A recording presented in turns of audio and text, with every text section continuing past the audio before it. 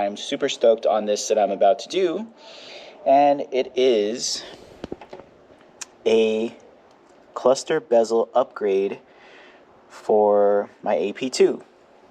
So this is based off of the CR, and it's just kind of going with the whole theme that I have right now. CR theme. I got the CR radio door, CR shift knob. So the next thing would be this gauge bezel. First things first, you're going to need a couple tools. You're going to need just a basic Phillips head screwdriver, probably an eyeglass kit flathead to take these out. I'll show you that. Some sort of stubby screwdriver. I have this 90 degree, works great. A light, because it's kind of dark. And basically, what you're going to do is use your Phillips head. There's 3 screws that are going to be holding on the lower portion of this ignition column cover. And it's actually really easy. You're going to take those screws out and shift it over this way so that it can clear your ignition switch. Take those 3 bolts off, shift it over this way. It should drop off with a little bit of muscle. And then after that, you're going to have these covers here, which are going to be right here. And basically what I did was I used this to pry them out very carefully. You want to take your time. And then it's going to expose 2 screws. And that's what this angled screwdriver is for. Take that out. 1, 2, nice and carefully. And then moving on to underneath the column. I am doing it this way. I'm not saying you have to do it this way as well, but it just seems the easiest. But there's a total of 4 bolts. We got 1 right there, 1 on the opposite end, and then there's 2 further down right here. Once those 4 are out, your column can drop, and then you can start to pull off the bezel. We'll get right into it in a little bit. Also forgot to add, you're going to need a 12 mil socket with an extension to reach these bolts, just like that. Okay, now with the steering column dropped, you can definitely see there's a lot more room to move around this thing. Also, don't forget your top cover. And I simply just stuck my fingers behind here, pulled, give it a nice pull, and it's all attached by just these clips here. I've been here before though, also because I do have this Modify mount, but pretty straightforward. Just comes out, and then just take your time as usual, unplug all these accessories, and move on to the next step. Alright, now your bezel's out. Take your time, unclip all those clips, and now is your time to remove the actual cluster. So we have 1 screw here, 1 on the opposite end, and then there's 2 right up here, and then your cluster is free and clear to come out.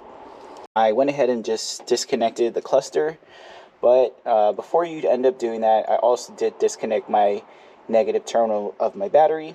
Make sure you write down any radio frequencies you're subscribed to, or also make sure you have your code for your radio if you have a stock one. But once you get that disconnected, here it is. You got your stock gauge cluster, and you're going to also start to remove these 2 Phillips heads on top, and then these clips on the bottom will pop up, clip right there to gain access to the bezel. Okay, now here we are. we got those brackets removed, the Phillips heads, and then I just went ahead and pushed on this tab here. Same on the other side, and all of these over here. Making sure to be very gentle because this item is old. You never know if anything's going to break. And basically, once you have those free, this comes off. And here's the bezel. It's going to be the same thing to put the old one back on. Just take this off. And don't forget to also add on your buttons and this black trim. I'll highlight that in just a second. But basically what you want to do is lift it up from this side, from the bottom side, because there is a ribbon up here. And just, you know, again, be very careful. As you can see, there's a lot of dust behind here, but don't worry about that because this layer is actually coming off. So once you lift from here, you may need to just peel this second layer back and leave that there because that is kind of the underlay, I would say. And here's the old one. And just make sure you also transfer over your buttons. But before I do all that, I'm going to give this a nice cleaning. Alright, so once you have your bezel out, you're going to need to fish out your old buttons. I ended up actually breaking mine, but this bezel is pretty messed up to begin with.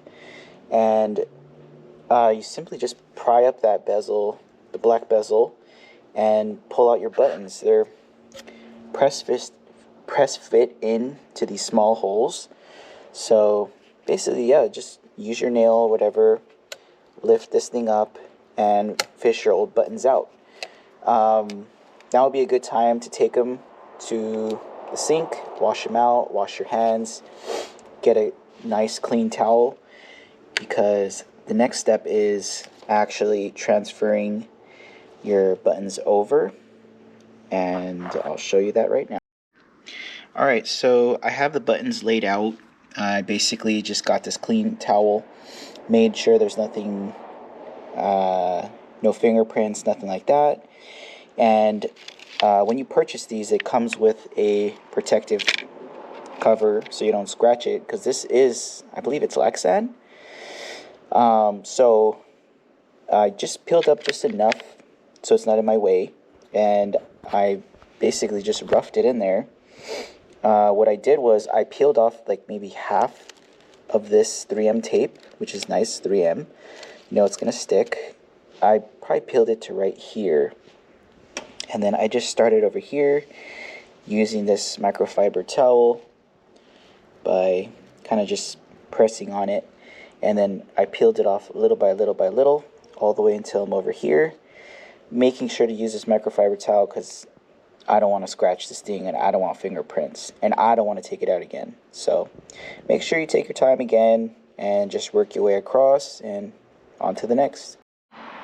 Alright, now we have the bezel in, buttons are on. Now you can go ahead and just snap this in there, and we're ready to put it all back together. And this is how the bezel is going to look. But enough of this, let's get this thing installed. I want to see how it looks. Alright y'all, here's a video of the finished product with everything put back together. I would say it's honestly not a hard job to do, but just tedious with a lot of steps. I think anybody with basic hand tools and some knowledge on how to take things apart or to even install a stereo can probably do this. Just take a lot of care into cleaning things and making sure you don't scratch stuff, and just kind of think things through, and it's definitely something you can do on your own.